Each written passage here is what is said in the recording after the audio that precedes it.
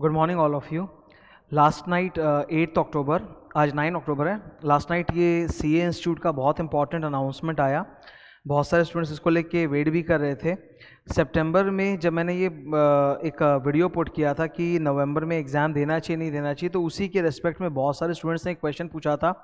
दो इम्पॉर्टेंट मेरे पास डाउट्स आए थे, और मतलब एक तरह से स्टूडेंट लोग की इच्छा होती है कि फर्स्ट ओल्ड सिलेबस वालों के लिए नवंबर 20 लास्ट अटेम्प्ट है, तो क्या इंस्टीट्यूट उसको आगे बढ़ाएगा, मतलब ओल्ड सिलेबस को और चांस देगा। और दूसरा, बहुत सारे students wanted opt out scheme for नवंबर 20, मतलब कि नवंबर 20 में फॉर्म तो भर दिया पर देना नहीं चाहते, मई 21 में जाना चाहते हैं उस रिस्पेक्ट में। तो अभी आईसीएआई का ये अनाउंसमेंट आया है और एग्ज़ाम कैसे होंगे उसकी गाइडलाइंस क्या उस पर भी आया है, तो वो मैं थोड़ा आप लोग को डिस्कस करूँगा, पूरा क्लियर हो जाएगा। तो ये अनाउंसमेंट की कॉपी मैं आपको दिखा रहा हूँ एक बार। सबसे पहले अनाउंसमेंट की बात करते हैं। Okay, it's a 1 page announcement containing 4 points. और फिर सीए इंस्टीट्यूट ने जो गाइडलाइंस दिए हैं कि एग्ज़ाम सेंटर में कैसे स्टूडेंट्स को अपने आप को कंडक्ट करना है, वहाँ पे जो एग्जामिनर और स्टाफ रहेगा वो लोग कैसे कंडक्ट करेंगे, और इन जनरल एग्जामिनेशन सेंटर को लेकर, हाइजीन को लेकर कुछ गाइडलाइंस हैं। ठीक है, तो मैंने इंपॉर्टेंट पॉइंट्स वगैरह सब मार्क किए। और ये जो आप देख रहे हो बोर्ड पर 7 पेजेस और ये 1 पेज का अनाउंसमेंट, इसके मेरे मार्क किए हुए नोट्स का जो लिंक है मैं नीचे वीडियो डिस्क्रिप्शन में डाल रखा हूँ, आप उसको क्लिक करके खोल के देख सकते हो, आपको दिख जाएगा बार बार कि क्या इंपॉर्टेंट पॉइंट्स नहीं है। ओके, सो एक बार अनाउंसमेंट पहले डिस्कस करते हैं। फर्स्ट पॉइंट है, बिहार के अंदर जो इलेक्शंस होने जा रहे हैं, इसके अलावा इन्होंने ये भी बोला कि कोई और स्टेट्स में, कोई और प्लेस में भी इलेक्शन है, तो वहाँ पर जैसे जैसे न्यूज़ उनको मिलती जाएगी वो लोग एग्ज़ाम को डेफर करते जाएंगे। तो एग्ज़ाम वहाँ पर नवंबर के एंड में होगा। As you can see the dates 19, 21, 23, 25। तो जहाँ इलेक्शंस है वहाँ पे एग्ज़ाम थोड़े डेफर्ड हो जाएंगे। ऑब्वियस ही बात है कि अगर एग्ज़ाम डेफर होगा 20 दिन से, क्योंकि 19 तारीख से एग्ज़ाम होगा ना, मतलब 2 नवंबर 1 नवंबर के बदले 19 तारीख से, तो अगर एग्ज़ाम वो लोग डेफर करेंगे तो पेपर भी डिफरेंट होगा। वी कैन नॉट एक्सपेक्ट कि same paper, same question paper उन स्टूडेंट्स को मिलेगा, वो तो हो नहीं सकता। तो डिफरेंट क्वेश्चन पेपर रहेगा। ये सिर्फ उनके लिए जहाँ इलेक्शंस हैं। सेकेंड, फाउंडेशन का एग्ज़ाम जो है वो 19 तारीख से होगा, क्लियर है। फाउंडेशन के जितने भी स्टूडेंट्स हैं 19, 21, 23 और 25 तारीख को उनका एग्ज़ाम होगा। सबसे इंपॉर्टेंट है सबसे इंपॉर्टेंट ये अनाउंसमेंट है जो हमें डिस्कस करना है, ऑप्ट आउट। पहली बात है, they are going to give an opt out option to all the students. Opt out का अभी तक डिटेल्स नहीं आया है, तो we have to wait for proper details कि ऑप्ट आउट स्कीम कैसा है। जहां तक इन्होंने यहां पर लिखा है वो मैं बता देता हूं। इन्होंने बोला है कि any student who has contracted COVID disease और has developed any kind of symptoms for COVID, वो चाहे तो ऑप्ट आउट कर सकते हैं on self declaration basis. As you can see मैंने हाईलाइट किया है on self declaration basis. Students को पता नहीं, मैं बता देता हूँ सेल्फ डिक्लेरेशन क्या होता है। सीए इंस्टीट्यूट में ये परंपरा बहुत लंबे टाइम से चलते हुए आ रही है, self declaration basis. Self declaration का बेस का मतलब होता है कि अगर आप कुछ अपने बारे में डिक्लेयर कर रहे हो तो इंस्टीट्यूट उसको without any proof, without any evidence accept कर लेगा। ठीक है, मतलब मान लीजिए स्टूडेंट को अगर फीवर है, ठीक है, माइल्ड फीवर होगा, 99 है, और इसके अलावा कोई अदर कोविड के कोई सिम्टम्स नहीं, जैसे सर्दी खांसी वगैरह और कुछ नहीं, सिर्फ माइल्ड फीवर है, पर स्टूडेंट फिर भी डिक्लेयर कर दे कि नहीं मुझे ये सिम्टम्स है, मैं नहीं अपीयर करना चाहता, मैं ऑप्ट आउट करना चाहता हूँ, तो उसको इंस्टीट्यूट अलाउ कर देगी ऑप्ट आउट करना, वो मई 21 में एग्जाम दे सकता है। सेल्फ डिक्लेरेशन बेसिस क्या होता है, जैसे मैं एक चार्टर्ड अकाउंटेंट मेंबर हूँ सीए इंस्टीट्यूट का, तो सीए इंस्टीट्यूट क्या होती है, लर्निंग आवर्स का हम लोग का एक स्कीम होता है, सीपी लर्निंग आवर्स। तो उसमें कुछ आवर्स होते हैं जो हम लोग सेल्फ डिक्लेरेशन में बोलते हैं कि हमने इतने इतने घंटे साल में पढ़ाई की है, और विदाउट एविडेंस वो इंस्टीट्यूट एक्सेप्ट करता है, दैट इज सेल्फ डिक्लेरेशन। तो एनी स्टूडेंट जरूरी नहीं कि उसको कोविड होना ही चाहिए या कोविड की सिम्टम्स होने ही चाहिए, बिकॉज यहां बोला है सेल्फ डिक्लेरेशन बेसिस। तो आप अगर सेल्फ डिक्लेरेशन में ये भी बोल दोगे कि नहीं मुझे माइल्ड फीवर है या मुझे हल्का सा कॉफ है, तो दैट्स इनफ। इंस्टीट्यूट को इसके अलावा कोई प्रमाण नहीं चाहिए, कोई प्रूफ नहीं चाहिए, आप ऑप्ट आउट कर सकते हो। और दूसरी बात है, इसमें डरने वाली भी बात नहीं है कि कोई स्टूडेंट सोचेगा कि मेरे बारे में जो डेटाबेस है कोविड का वो जमा हो रहा है, ऐसा कुछ नहीं है।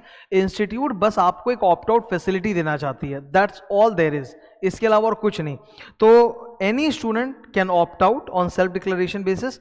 और ये ऑप्ट आउट का जो स्कीम है ये पूरे एग्जाम तक वैलिड रहेगा। इन सबसे बड़ी बात है, देखो सेकंड लाइन में येलो में लिखा है during the conduct of entire November 20 exam. मतलब मान लो आपके 8 पेपर है इंटर के या फाइनल के, तो 2 पेपर के बाद या 4 पेपर के बाद ही आप ऑप्ट आउट करना चाहते हो, ग्रुप 1 के बाद आप ऑप्ट आउट करना चाहते हो, तो आप बीच में भी ऑप्ट आउट कर सकते हो। यहाँ पे बीच में भी ऑप्ट आउट करने की सुविधा अवेलेबल है। ठीक है, नेक्स्ट इन्होंने बोला है due carry over of all the benefits available to student including the fees paid and examinations. तो जो आपको एग्जामिशंस मिले हुए कोई पेपर में वो भी आपको May 21 में कैरी फॉरवर्ड हो जाएगा, आपका जो एग्जाम फीस है वो भी कैरी फॉरवर्ड हो जाएगा। But there are few doubts about this. इन्होंने एक्सप्लिसिटली तो यहाँ ओल्ड सिलेबस के स्टूडेंट्स के बारे में कुछ बोला नहीं है, पर ऑप्ट आउट का स्कीम लाने का मतलब ये कि ओल्ड सिलेबस वाले स्टूडेंट को भी एक मौका मिलेगा कि वो May 21 में एग्जाम दे सके। तो इससे लगता तो यही है कि ओल्ड सिलेबस वाले को भी एक्सटेंशन मिल जाएगा। एक तो ये सबसे बड़ा डाउट है जो क्लियर करना है कि ओल्ड सिलेबस वाले को भी लगता है कि यहाँ से मिल जाएगा कि वो भी चाहे तो May 21 में जाके एग्जाम दे सकता है। दूसरी जो सबसे अच्छी बात है, इन्होंने बोला एग्जाम के बीच में भी आप ऑप्ट आउट कर सकते हो। अब जैसे बहुत सारे स्टूडेंट ने 2 ग्रुप का फॉर्म भर दिया था, वो चाहते हैं कि हम एक ग्रुप दें एक ग्रुप नहीं दें, या कुछ पेपर सेलेक्टेड पेपर्स दें। तो क्योंकि ये लोग बोल रहे हैं कि आप कभी भी बीच में ऑप्ट आउट कर सकते हो, तो आपको वो मौका भी शायद मिल सकता है कि आप 2 पेपर या 3 पेपर दिए, बाकी 5 पेपर आप नहीं दिए। तो अब जो स्टूडेंट 2 या 3 पेपर देगा वो ग्रुप तो क्लियर नहीं कर सकता, पर अगर 2-3 पेपर में उसका 60+ आ जाता है, 60 मार्क्स, तो उसको उस पेपर में एग्जामिशन जरूर मिल जाएगा। तो वो भी एक फैसिलिटी है जो यहाँ पे अपने को देखने को मिल रही है कि आप बीच में भी ऑप्ट आउट कर सकते हो। नाउ ऑप्ट आउट को लेके और भी बहुत सारे क्वेश्चंस दिमाग में आते हैं स्टूडेंट्स के, तो वो एक बार वेट करना पड़ेगा हम लोग को कि ऑप्ट आउट को लेके प्रॉपर क्या स्कीम लेके आ रहे हैं। मोस्ट प्रॉब्ली आज शाम तक भी वो लोग लेके आ सकते हैं, ठीक है। फिर इन्होंने 4th अनाउंसमेंट किया है कि नवंबर 20 में जो भी स्टूडेंट देंगे उनके लिए एसओपी इशू किया। एसओपी का मतलब होता है स्टैंडर्ड ऑपरेटिंग प्रोसीजर, गाइडलाइंस कि एग्जाम सेंटर वगैरह में कैसा होगा, स्टूडेंट्स का क्या कॉन्डक्ट होगा, और वहाँ पे जो स्टाफ रहेगा उनको असिस्ट करने के लिए जो एग्जामिनर्स रहेंगे उनका क्या कॉन्डक्ट होगा, ठीक है, इन्विजिलेटर्स का। तो वो गाइडलाइंस भी अपने देख लेते हैं। अब ये रहा, ये इतने लंबी गाइडलाइंस है 7 पेजेस की। इसमें जो सबसे इंपॉर्टेंट पोर्शंस हैं वो मैं आपके साथ डिस्कस करने जा रहा हूँ। इंस्टीट्यूट ने बोला है कि उन्होंने 192 एडिशनल डिस्ट्रिक्ट्स कवर किया है, मतलब नंबर ऑफ एग्जाम सेंटर्स ज़्यादा होंगे एंड मोस्ट प्रॉब्ली आपके घर के बगल में आपको कुछ मिल जाएगा। एक स्टूडेंट लोग का बहुत ज़्यादा मेरे पास जो पॉइंट आया कि इंस्टीट्यूट रैंडम हम लोग को दे देता है, हम लोग रहते कहीं और है, हमारे घर के बगल का देता नहीं, हमको दूर दराज का देता है। तो आई थिंक इस बार वो लोग एग्जाम सेंटर के चॉइस में थोड़े अच्छे रहेंगे और आपको मोस्ट प्रॉब्ली आपके घर के बगल के आसपास का ही लोकेशन वो लोग देंगे। They have increase the number of centres also. Next sanitisation वगैरह वो लोग, ये 3 पार्ट में डिवाइड किया गया गाइडलाइंस। पहला गाइडलाइन है फॉर एग्जामिनेशन सेंटर, तो वहाँ पे वो लोग बता रहे हैं कि सेंटर में क्या क्या फैसिलिटीज़ रहेंगी और हाइजीन के क्या मेजर्स रहेंगे। जैसे मैं कुछ इंपॉर्टेंट बात बताता हूँ, एग्जाम सेंटर्स वगैरह में अभी तक कोई क्लीनलीनेस वगैरह नहीं होती थी, बिकॉज जो स्कूल्स वगैरह होते थे उसी में जाके एग्जाम देना होता था। तो अब क्लीनलीनेस पे बहुत ध्यान रहेगा कि जो भी स्कूल कैंपस वो लोग चूज़ करेंगे एज एन एग्जाम सेंटर वो काफ़ी क्लीन रहेगा। बिफोर एवरी एग्जाम, मतलब बिफोर एवरी एग्जाम उसको पूरा सैनिटाइज किया जाएगा, door knob, handle, desk, bench etcetera. Washroom की फैसिलिटी अच्छी नहीं होती थी, तो अभी बोल रहे हैं वॉशरूम की फैसिलिटी बहुत अच्छी रहेगी, it will be clean. Washing soap वगैरह बहुत रखा जाएगा, जैसे वॉशिंग सोप नहीं होता था नॉर्मली जब आप वॉशरूम्स वगैरह में जाते थे एग्जाम सेंटर्स में, तो वो भी पूरा अवेलेबल रहेगा। इसके अलावा सैनिटाइजेशन का जो बॉटल्स होता है वो हर जगह अवेलेबल रहेगा।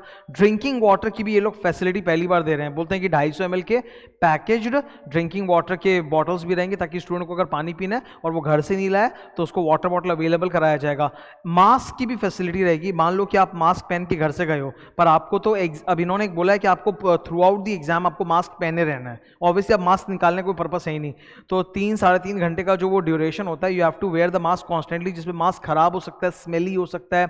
तो ये लोग बोलते हैं कि मास्क भी हम लोग रखेंगे एक्स्ट्रा, कि जिसको भी अवेलेबल रहे, दरकार रहे, मास्क प्रोवाइड कर दिया जाएगा। तो ये सब बहुत सारी extra facilities they are offering at exam centres. और इसके अलावा स्टूडेंट्स लोग के लिए भी कुछ गाइडलाइंस हैं, तो उसी में से जो इंपॉर्टेंट है वो मैं डिस्कस आपके साथ करने जा रहा हूँ, ठीक है।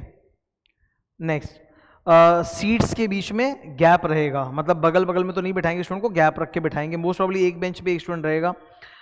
थर्मोस्कैन जो सबसे बड़ा टेंशन का कारण है, मैं बता रहा हूँ, थर्मोस्कैन सबसे बड़ा टेंशन है, सबसे बड़ा टेंशन है आज के दिन, कि अगर आपको हल्का सा भी फीवर है, जो कि 99 होना, मैं बता रहा हूँ कि कोई बड़ी बात नहीं है, थोड़ा सा भी अगर आप सोए नहीं हो या आपको बुखार उखार, मतलब क्या बोलते हैं, भूख लग रही हो सकता है, तो 99 तो एकदम ही मतलब मामूली बात है। और थर्मोस्कैन में वो पकड़ में आ जाता है तो आपको फिर वो अलविदा हो जाएगा, मतलब you have to leave the exam centre, आप वहाँ पे एग्जाम नहीं दे सकते, और आपका रिकॉर्ड्स वगैरह वो लोग रजिस्टर मेंटेन कर लेंगे। तो ये एक थोड़ा सा टेंशन है। ओके। अब हम लोग को ऐसी भी खबरें सुनने को आती कि लोग जब फ्लाइट पे चढ़ते हैं, कहीं ज़रूरी जगह जाते हैं, तो पहले कैलपॉल या पैरासीटामॉल की गोली ले लेते हैं ताकि उनको टेम्परेचर नहीं आए। ऐसा कोई सजेशन मैं अपनी तरफ से नहीं दे रहा हूँ। अगर एक स्टूडेंट हेल्दी है तो वेल एंड गुड, और अगर एक स्टूडेंट को फिर भी डर है तो आप देख सकते हो कि आपका टेम्परेचर कितना है नहीं है, और अपने पेरेंट्स का जो भी गाइडेंस है वो आप फॉलो कर सकते हो। तो मैं इस बारे में मुझे बोलना उचित नहीं लग रहा है, ठीक है। हैंड सैनिटाइजर्स आपको हर जगह अवेलेबल रहेंगे। ये एग्जाम सेंटर्स के लिए गाइडलाइन कि सेंटर कैसा होगा, सेंटर का सारा स्टाफ ग्लव और मास्क हमेशा पहना रहेगा, ठीक है। और मास्क वगैरह देखें कि सारे स्टूडेंट्स वगैरह ने, और सुपरिटेंडेंट जो भी पेपर वगैरह मतलब घूमते रहते हैं इन्विजिलेटर्स, वो भी देखें कि मास्क पहना हुआ है कि नहीं। सैनिटाइजेशन होगा, वॉशिंग सोप अवेलेबल होगा। टेम्परेचर को लेके इंपॉर्टेंट पॉइंट है वही कि अगर टेम्परेचर एक रेंज के ऊपर नीचे है तो फिर जाना पड़ सकता है। आई थिंक कि इंस्टीट्यूट टेम्परेचर को लेके थोड़ा सा अपना रेंज सही रखेगा, यानी कि अगर 99 तक भी किसी स्टूडेंट को तो शायद अलाउ कर दे। नॉर्मल बॉडी टेम्परेचर 98.6 होता है, और अगर आप देखोगे कि अगर आपको बुखार उखार नहीं है तो कई बार 98.6 के नीचे आता है टेम्परेचर, ठीक है, या 98.6 तो हम लोगों ने पढ़ा ही है टेम्परेचर है। तो आई थिंक रेंज शायद बड़ा कर दें, थोड़ा सा 99 तक कर दें कि थोड़ा बहुत है तो 19-20 है तो अलाउ कर दें। तो वो तो पता तभी चलेगा जब वो कुछ इशू करे, जारी करे इस बारे में। पैकेज वाटर की बॉटल्स अवेलेबल रहेगी। एडिशनल डिस्प्ले बोर्ड, ये बहुत अच्छा पॉइंट है। पहला दिन जो होता है एग्जाम का, जब हम लोग जाते हैं तो हम लोग को अपना सीट ढूंढना पड़ता है कि इतने बड़े कैंपस में हमारा रूम कौन सा होगा जिसमें हम एग्जाम देने बैठेंगे, हमारी सीट नंबर क्या होगी। तो उसको लेके एकदम भीड़ जम जाता है स्टूडेंट लोग का एक ही नोटिस बोर्ड पे, और धक्का मुक्की होता है। तो इन्होंने बोला कि एडिशनल साइन बोर्ड्स वगैरह रहेंगे, सब जगह जगह पे डिस्प्ले रहेगा ताकि क्राउडिंग नहीं हो, सोशल डिस्टेंसिंग स्टूडेंट्स के बीच में मेंटेन हो। एक तकलीफ जो और है कि स्टूडेंट्स ग्रुप्स में खड़े नहीं हो पाएंगे। अक्सर क्या होता है एग्जाम में पैनिक का माहौल होता है, तो हम लोग एग्जाम हॉल के पहले जल्दी पहुंचना चाहते हैं 2-3 घंटे पहले, और वहाँ स्टूडेंट्स का और भी ग्रुप होता है तो ग्रुप बना के पढ़ते हैं, तो वो ग्रुप्स वगैरह अब नहीं फॉर्म हो पाएंगे। इन्होंने एकदम एडवाइस किया साफ तौर पर कि आप 1 बजे के पहले मत पहुँचो, ठीक है, वो आएगा बाद में। एक इसको लेके बहुत ज़्यादा दिक्कत मची हुई स्टूडेंट लोग को, क्योंकि लोग पूरा तो पढ़ते नहीं है, तो मैं पूरा आपको बता देता हूँ क्या है। यहाँ पे इन्होंने बोला है कि स्टूडेंट्स लोग को एक डिक्लेरेशन देना पड़ेगा कि they are complying with ministry of home affairs का गाइडलाइंस। MHA मतलब होता है मिनिस्ट्री ऑफ होम अफेयर्स, जो अमित शाह के अंदर में। तो स्टूडेंट एक डिक्लेरेशन देगा कि मैं गाइडलाइंस कंप्लाई कर रहा हूँ, ठीक है। अब अचानक से यहाँ पे एक छोटा सा ग्रीन कलर का पॉइंट आता है कि स्टूडेंट को एक रिटन कंसेंट देना पड़ेगा अपने मतलब कि वो अपने पेरेंट्स से परमिशन लेके आया है एग्जाम देने के लिए वगैरह। ये इस पॉइंट में इनसे थोड़ी सी टाइपिंग मिस्टेक हो गई होगी, क्योंकि आगे जाके पेज नंबर 7 पे जो 17 नंबर पॉइंट है उसमें क्लियर बोला है कि स्टूडेंट अगर माइनर है, 18 साल के नीचे का है, तभी उससे हम लोग इस तरह का कॉन्सेंट लेंगे कि पेरेंट और गार्जियन से आप परमिशन लेके एग्जाम दे रहे हो। तो आई डोंट थिंक कि this is for everybody, this is for minors. ये मैंने देखो लिख भी दिया बगल में, पेज 7 ने पॉइंट नंबर 17 में बोला है कि स्टूडेंट अगर माइनर है तो इस तरह की बात आती है कि हम अपने पेरेंट की परमिशन से एग्जाम दे रहे हैं। अदरवाइज एडल्ट स्टूडेंट को ये बोलने की जरूरत नहीं कि अपने पेरेंट की परमिशन से दे रहे हैं। हाँ, एक कंसेंट वो लोग सबसे साइन जरूर करा रहे हैं कि student is willing to comply with government guidelines regarding safety, मतलब वो सोशल डिस्टेंसिंग मेंटेन करेगा, नॉर्म्स को फॉलो करेगा। तो वो तो ऑब्वियस बात है, वो तो आपको एक डिक्लेरेशन देना ही पड़ेगा, वो तो ऑब्वियस है। आज आप हॉस्पिटल भी जाते हो ना तो आपको डिक्लेरेशन देना पड़ता है, ठीक है, तो वो कोई बड़ी बात नहीं है। आरोग्य सेतु ऐप स्टूडेंट्स को नहीं है, वो जो वहाँ पे स्टाफ काम कर रहा होगा एग्जाम सेंटर्स वगैरह में, उनको डाउनलोड करके रखना है आरोग्य सेतु ऐप। एक इंपॉर्टेंट टाइमलाइन है, सेंटर में 1 बजे के पहले आप ना पहुंचो, और पेपर जो होता है टिपिकली 2 से 5 का होता है, तो 4 बजे के पहले आप एग्जाम हॉल से निकल के नहीं जा सकते, ठीक है। तो ये थोड़ा सा इंपॉर्टेंट है। You can not enter before 1 PM, you can not leave before 4 PM। अब सर्कमस्टांसेस, किसी का मेडिकल इमरजेंसी और निकल के जा रहा है तब तो वो लोग अलाउ करेंगे, ठीक है, बट ऐसे इन्होंने एक टाइमलाइन दे दी है। ये सुपरिंटेंडेंट और सुपरवाइजर्स जो वहाँ पे रहते हैं एग्जाम सेंटर में, उनके लिए कुछ गाइडलाइंस है, नॉर्मल है। 1-2 चीज़ खाली इंपॉर्टेंट है। स्टूडेंट को हर वक्त मास्क पहने रहना है, केवल जब हॉल में एंट्री होगा एडमिट कार्ड के बेसिस पे, उस वक्त केवल उनको बोला जाएगा आप मास्क एक बार हटाइए ताकि आपका फेस आइडेंटिफिकेशन कर सकें। क्योंकि जो भी वहाँ पे इन्विजिलेटर होता है उनको एक पूरा प्रिंटेड शीट्स मिलता है जिसमें हम लोग की छोटी छोटी फोटोज़ भी होती है, तो उस पर्पज़ के लिए खाली वो बोलेंगे मास्क हटाने को ताकि वेरीफाई कर सकें। वॉशरूम क्लीन रखेंगे, गुड, ठीक है। बाकी तो नॉर्मल गाइडलाइंस है। अब ये स्टूडेंट्स के लिए सबसे इंपॉर्टेंट, हम लोग लास्ट में आ चुके हैं, we are on page 6। Student के लिए कुछ गाइडलाइंस है। स्टूडेंट को एडवाइस किया जा रहा है कि प्लीज़ आप रिपोर्टिंग टाइम पे आओ, ज़्यादा पहले मत पहुंचो। मतलब 2 बजे का एग्जाम है, 15 मिनट तो रीडिंग टाइम वगैरह मिलता ही है, आप 1 बजे के पहले ना पहुंचो, एक वो है। नेक्स्ट, आपको अगर कोविड का कोई भी सिम्टम वगैरह है तो आप ना आए, ठीक है। सोशल डिस्टेंसिंग मेंटेन करें, मतलब झुंड में खड़े नहीं हो सकते गलियों के अंदर, ओके। थर्मो स्कैन होगा ही, आपको फेस मास्क अपना पहनने रखना है, खाली जब वो लोग बोलेंगे कि हटाइए for the purpose of face identification तब एक बार होता है। हाँ, ये एक मैंने स्पेशल स्टार किया है, ये बहुत ज़रूरी है। एग्ज़ाम हॉल में अक्सर हम लोग कुछ ले जाना भूल सकते हैं ना, भूल जाते हैं, कैलकुलेटर नहीं ले गए, कोई स्टेशनरी पेन पेंसिल स्केल वगैरह कुछ नहीं ले गए, या पेन हमारा ख़त्म हो गया तो हम लोग दूसरे स्टूडेंट से मांग लेते थे। तो यहाँ इन्होंने बोल दिया क्लियर कि बोरोइंग लेंडिंग एक्सचेंज बिल्कुल अलाउड नहीं होगा अमंग द स्टूडेंट्स, ये बहुत इंपॉर्टेंट है। तो आप एग्ज़ाम देने जा रहे हो, आप अपना सारा सामान अपने साथ, मैं तो प्रेफर करूंगा कि पेंसिल बॉक्स या पेंसिल बैग अगर आप लेके जाओ साथ में, जिसमें सारा एडिक्वेट स्टेशनरी हो तो अच्छा है। एक्सचेंज वगैरह अलाउ नहीं करेंगे पेन पेंसिल कैलकुलेटर वगैरह का। ये रहा वो 17 नंबर पॉइंट, यहाँ क्लियर बोला है, देखो मैं आपको हाईलाइट कर देता हूँ। In case a candidate is minor, green colour में हर स्टूडेंट एक डिक्लेरेशन देगा कि हम गवर्नमेंट गाइडलाइंस फॉलो करेंगे, we will adhere to the COVID norms, वो ठीक है। अब यहाँ पे येलो वाला पोर्शन में क्लियर बोला in case the student is a minor, तब उससे लिखवाया जाएगा कि वो एग्जाम देने अपने पेरेंट्स और गार्जियन की परमिशन से आया है, ठीक है। तो ये पॉइंट नंबर 17 यहाँ आके अपना क्लियर हो जाता है। ये 18 नंबर पॉइंट से क्लियर होता है, आपको मास्क ऑब्वियसली ऑल टाइम पहने रहना ड्यूरिंग द एग्जाम, ठीक है।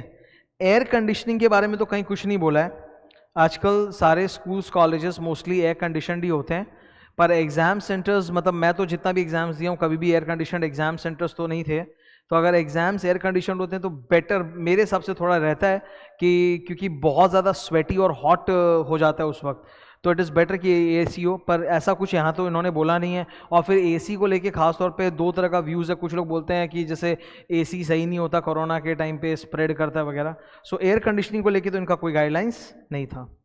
मेन ये सारा जो भी नोट्स मैंने अभी मार्क किया हुआ है इसका लिंक मैं नीचे डाल दूंगा। इंपॉर्टेंट सबसे है वही ऑप्ट आउट स्कीम की, एक बार ऑप्ट आउट स्कीम थोड़ा डिटेल में आ जाए इंस्टीट्यूट का तो अपने को और क्लियर हो जाएगा कि कौन कैसे ऑप्ट आउट कर सकता है, नहीं कर सकता है, जिनको भी May 21 में एग्जाम देना है। Thank you.